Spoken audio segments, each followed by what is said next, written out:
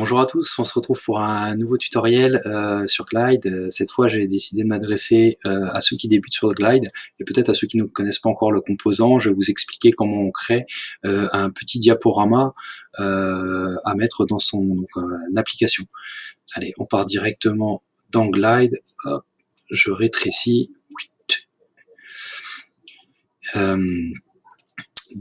L'idée, ça va être déjà de créer. Alors, ce qu'on peut commencer, pourquoi pas à faire, c'est que Glide, depuis hier, a offert la possibilité de basculer avec leur nouvelle interface. Donc, pour ce faire, il suffit de cliquer sur en bas à droite sur le point d'interrogation et de cliquer sur Next Gen Glide. Et là, on bascule, on recharge, l'écran se recharge, et vous allez voir que il y a quand même des choses qui changent. Assez fondamentales qui changent plutôt. Sur la gauche, maintenant, j'ai un peu comme ce qu'il peut y avoir dans Webflow, c'est-à-dire qu'il y a mes composants. En partie haute, j'ai mes tabs, donc mes tabs, c'est mon menu en bas, et mes composants, c'est ce qui compose ma vue la vue de chaque écran. Donc nous, on va basculer sur Diaporama, et on va basculer dans nos données pour aller chercher nos 3 images, pour faire un petit diaporama de 3 images. Alors, il faut cliquer tout en haut sur les données. Hop, là, je vais créer une nouvelle colonne. Alors, cette colonne, je vais l'appeler diapo. Je vais la définir comme une image. Je vais double-cliquer dans la cellule, ça va m'ouvrir une petite boîte, petit écran dans lequel où je peux directement aller chercher mes images dans Unsplash ou les télécharger depuis mon ordinateur. Donc nous, ça va être Unsplash et on va se mettre un petit peu dans le thème. On va chercher des images de neige. Allez, on démarre avec celle-ci. Donc j'ai ma première image. On va chercher une seconde. J'ai une colonne que je nomme diapo également. Image. Hop, je valide. Je double-clique sur ma cellule.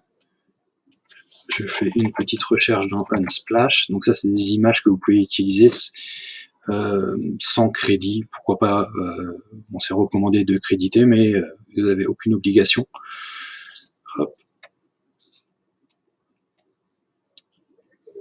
Donc c'est extrêmement qualitatif, c'est sympa comme il y a beaucoup de choses. Je fais alors ma troisième image. Je valide. On va rechercher toujours quelque chose dans le thème de la neige. Allez, on va finir avec celle-là. Donc là, en fait, la partie donc à savoir qui est très simple mais à faire, c'est que j'ai mes 3 colonnes maintenant. Il va falloir donner l'info à Glide que ces 3 colonnes sont en relation. Donc pour ça, déjà le truc à faire obligatoirement, c'est qu'elles aient le même nom. Et ensuite, ce que je vais dire, c'est que celle-ci, c'est la diapo numéro 1.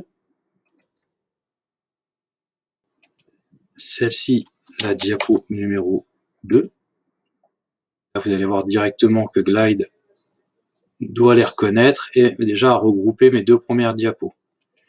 Et celle-ci, je vais l'appeler diapo 3. Et Glide va l'associer, va relier ces 3 colonnes ensemble. Bon, il traîne un petit peu, il n'y a pas de raison. Hop, on rebascule ici. Et maintenant, on va rajouter un composant. Donc maintenant, ça se fait tout à gauche, sur le petit plus. On voit que maintenant, ils ont rajouté un petit peu de couleur, ça donne plus de visibilité, parce qu'il commence à y avoir beaucoup de composants. Pour s'y retrouver, c'est pas forcément facile. La petite barre de recherche qui est automatiquement mise en focus, c'est très utile. Dès qu'on ouvre, on peut commencer à taper au clavier pour les fans de clavier. Donc nous, hop, c'est une image. Et là, dans les images, donc on voit qu'on peut choisir notre diapo 1 ou diapo 2, diapo 3.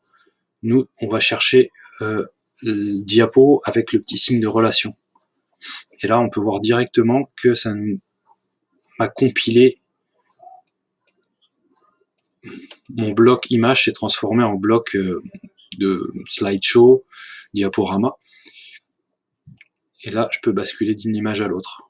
Donc ça, le format carré, si vous avez des images de différents formats, c'est le format que je vais vous recommander le plus.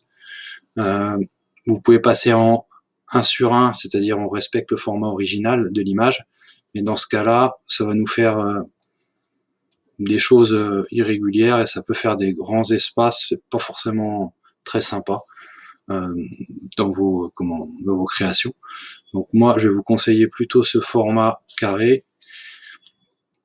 Hop, donc là, nickel. On va rajouter un petit composant rich text pour agrémenter notre vue et on va le faire en custom et on va rajouter, alors je sais pas si vous connaissez le Markdown, mais c'est hyper pratique. Juste en ajoutant 2 dièses, je vais dire que ça c'est mon titre de niveau 2, donc ça nous crée un titre. En dessous, un peu de texte au hasard, histoire juste de vous faire voir. Et là, j'ai composé déjà un petit truc sympa. Voilà. Donc, écoutez, c'est déjà fini pour sur ce tutoriel. Comme vous avez pu voir, c'est assez simple à faire, mais ça fait un vrai rendu sympa.